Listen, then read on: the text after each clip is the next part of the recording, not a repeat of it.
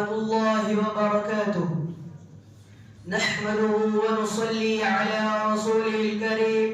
أما بعد، قال رسول الله صلى الله عليه وسلم عن عثمان رضي الله تعالى عنه قال قال رسول الله صلى الله عليه وسلم خيركم من تعلم القرآن وعلمه. تمام تعریفیں اللہ کے لیے ہیں جو خالق و مالک ہے اور حقیقی معبود ہے. اس کے بعد درود و سلام نازل ہو امام کائنات محمد رسول اللہ صلی اللہ علیہ وسلم پر جس نے یہ دین ہم تک پہنچایا. میرے پیارے دوستو، آج اس سالانہ کانفرنس میں میری تقریر کا موضوع ہے انسانوں میں سب سے افضل انسان کون ہے. یہ زندگی جو اللہ نے ہمیں دی ہے، یہ زندگی کھانے پینے زندہ رہنے اور مر جانے کا نام نہیں، بلکہ اس دنیا میں اللہ تعالی نے انسانوں کو اپنی عبادت کے لیے پیدا کیا ہے اور ہم لوگوں کو نیکی کی طرح بلائے اور برائیوں سے روکے.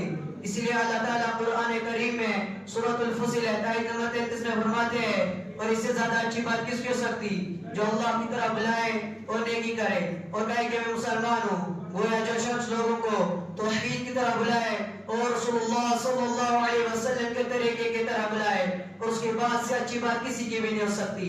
خوش نصیب ہے وہ لوگ جن کو اللہ نے مسلمان بنایا اور قرآن و حدیث جیسی بڑی عظیم نعمت عطا فرمائی. ان نعمتوں کو بڑھ کر ان پر عمل کر کے ایک مسلمان دنیا میں بھی اور آخرت میں کامیابی حاصل کر سکتا ہے، اور قرآن و حدیث کو چھوڑ کر ایک مسلمان دنیا میں بھی اور آخرت میں ناکام ہوگا. ہم کو اگر کامیابی چاہیے تو ہمیں قرآن و حدیث کو سمجھنا ہوگا اور اسی کے مطابق ساری زندگی بسر کرنی ہوگی، تب جا کر دونوں جہاں میں کامیابی حاصل کر سکتے ہیں. سب سے افضل انسان وہ ہے جو قرآن و حدیث کو پڑھے اور علم کے مطابق ان پر عمل کرے.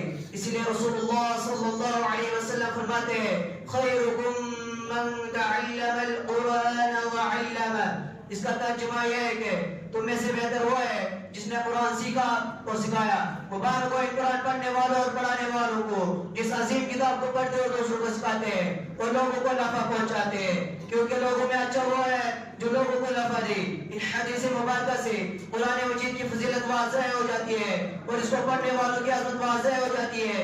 جس طرح قرآن کریم تمام کلاموں سے بہتر ہے، اسی طرح وہ انسان بھی تمام انسانوں سے بہتر ہے جو خود قرآن کا علم حاصل کرے اور دوسروں کو سکھائے. ایک روایت میں صحیح بخاری کی حدیث ہے، رسول اللہ صلی اللہ علیہ وسلم فرماتے ہیں کہ قرآن مجید کو سیکھنا اور سکھانا دونوں اجر عظیم ہے.